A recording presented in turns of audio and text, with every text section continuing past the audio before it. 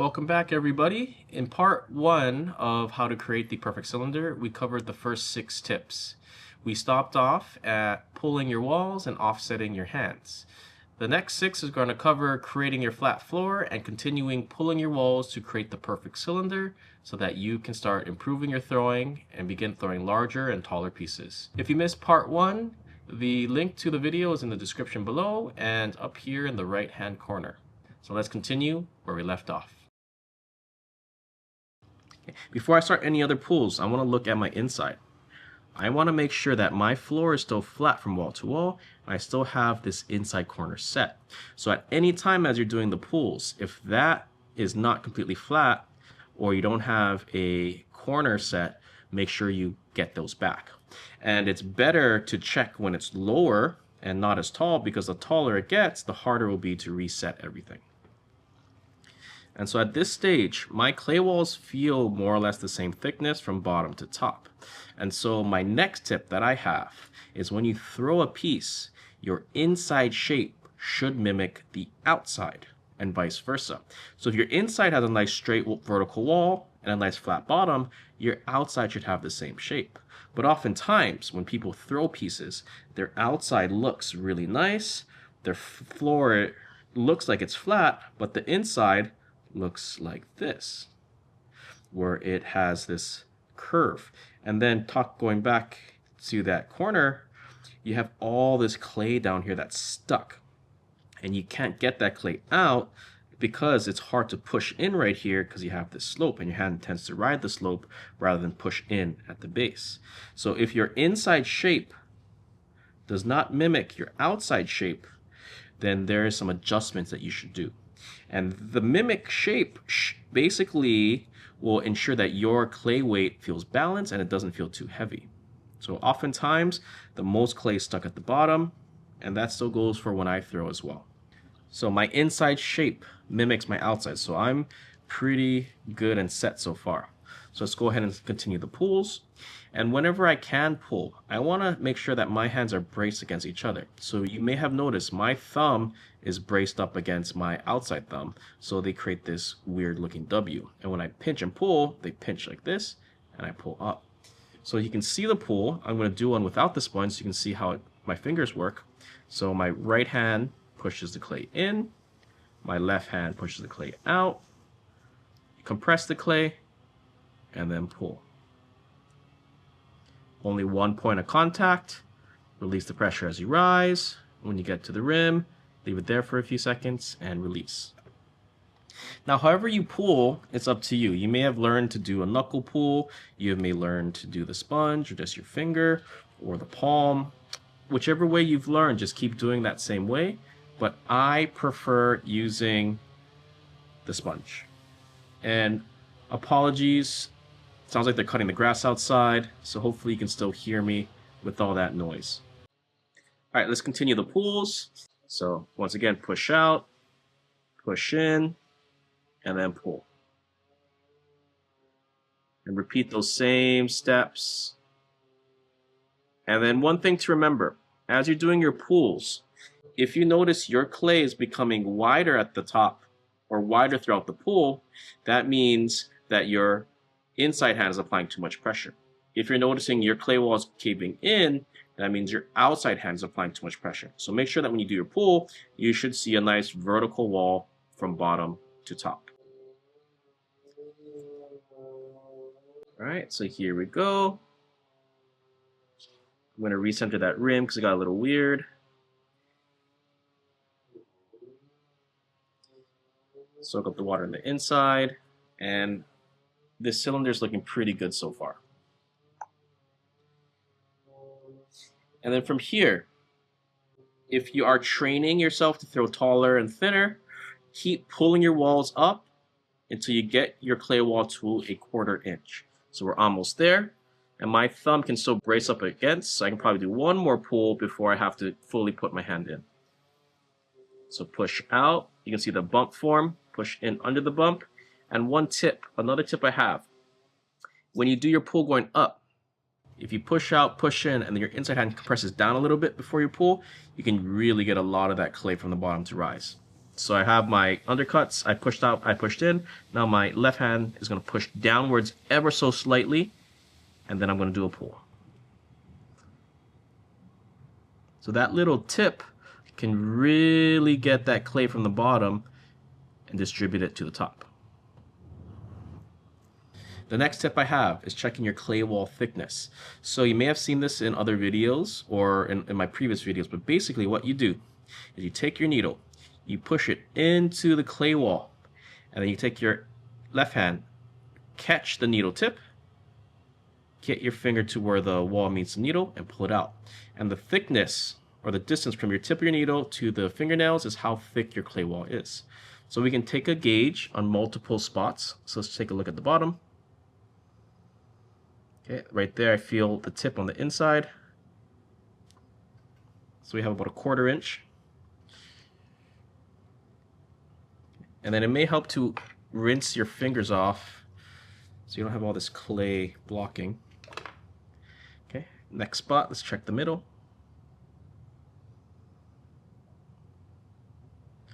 Okay, that looks about the same.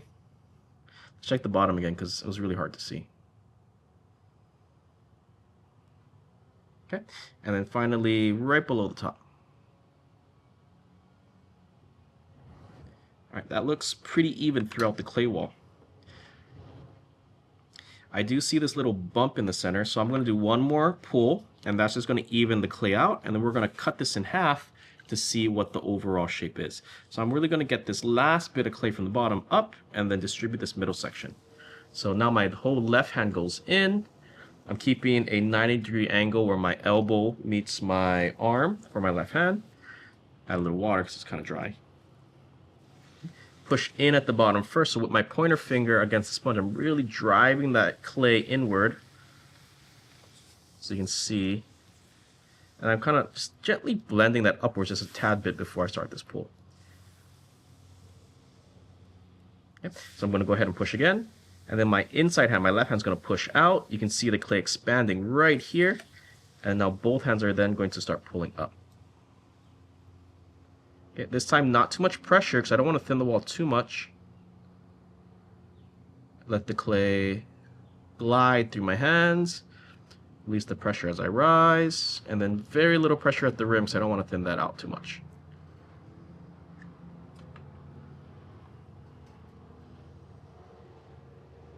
Okay, and then before I cut, I want to make this thing perfectly straight.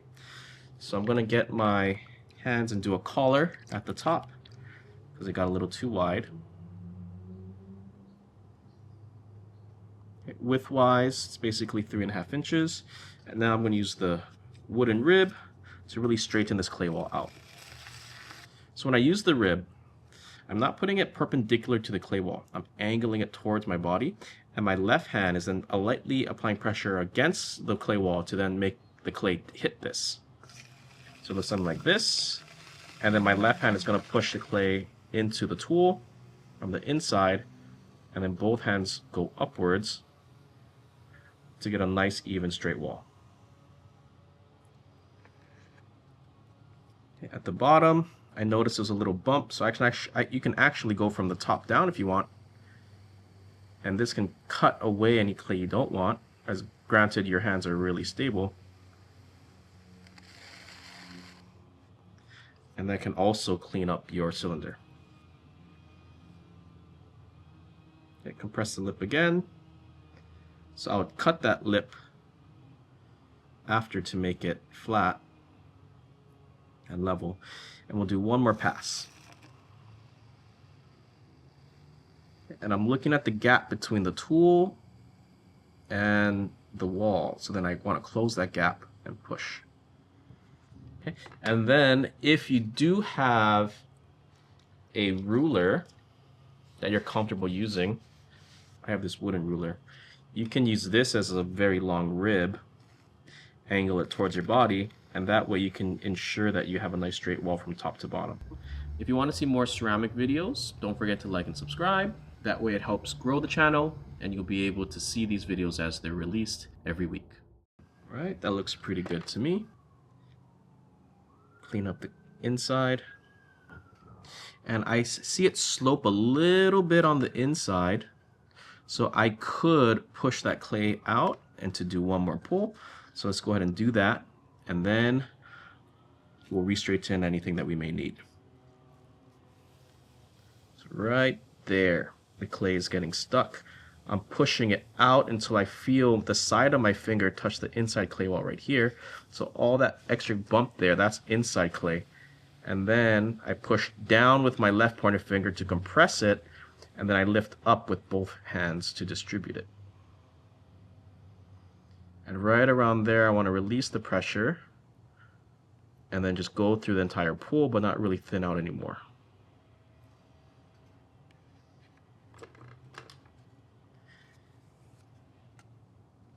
Okay, and then before I do the compression on the outside clay wall, I just want to clean up the inside. And we'll just use the ruler this time.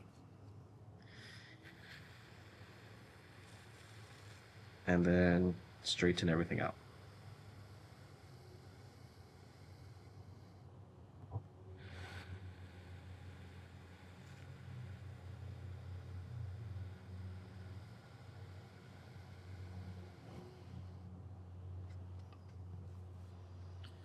All right, there we go. That looks much better.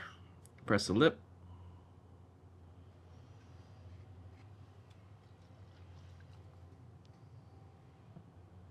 And before I cut it, I do recommend you take some measurements and you want to write them down somewhere so that the next time you throw, if you're trying to hit the same height, you can have this as a reference. So we have the cylinder at a little under 4 wide by 4.5 tall. So 4.5 by slightly under 4. So next time I throw this with 1.5 pounds, I want to try hit these same dimensions. Or if I throw it again, but with 2 pounds, I want to make it 4 inches wide, but I want to try to get to 5 or 6 inches tall. Okay, so let's go ahead and cut this in half so we can see how this looks. So I'm going to dry this out a little bit because I want to save these cylinders because they're really good examples for students. And then we'll talk about the final outcome. And then we'll be done with this first part of this long upcoming series. So I let this sit outside for a little bit in the sun so it can dry. When you throw these, you can potentially cut them right there at the wheel to examine the wall. But I like letting them stiffen up a little bit so I can kind of see the thickness and the clay's not so floppy. And I do like saving these cylinders for students to see as well. So that's why I wanted it a little more rigid. But to cut it, the way that I recommend cutting, to make it easier for you, I usually start from the far side of me, so at midnight, I pull and I cut towards the center. I stop when I get halfway, and then I lift this up so that only this front half peels away. I don't want to cut the whole thing off because if I try to then slice it in half, this back wall will lift up as well. So we'll start from here, slice roughly to around the center, and I kind of shimmy the wire so it lines up, and then I start lifting upwards, and then I cut straight up. And then the moment of truth. Let's see how this cylinder turned out. So I'm going to dry my hands, and let's peel away this front wall.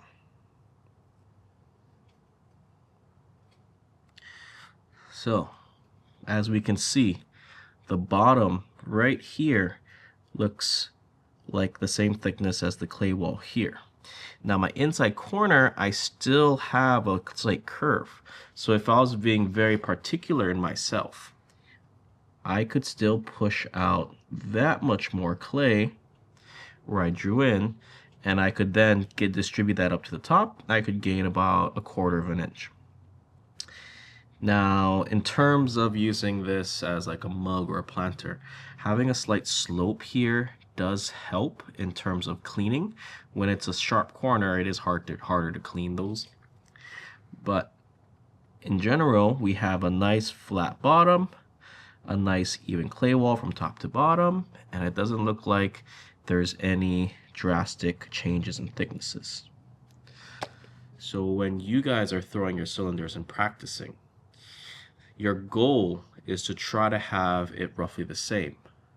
Now, it's okay if your clay wall are looking a little thicker. And that's natural when you begin. But as you keep throwing and progressing, your goal is to get your clay wall to a 1/4 inch thick. And if you want to progress even further, you could keep throwing and pulling these until they actually fail. And so that's a good way to really see how much your clay can handle. Now the hardest part about this training is I do recommend cutting your pieces in half so you can see your clay wall. And that's the best way to learn. The downside is you end up not having a piece you can use in terms of a cup or a planter or whatever. So you can just take this, scrunch it back up, re-knead it up, and then you can then throw with it again. But hopefully you've learned something from this deep dive on throwing small cylinders. In the next video, we're going to step up the weight and we're going to go into more cylinder training to start getting our bodies prepared to throw larger and taller and heavier. If you'd like to see that video when it's released, don't forget to like and subscribe. And until then, thank you for watching, and I'll see you in the next video.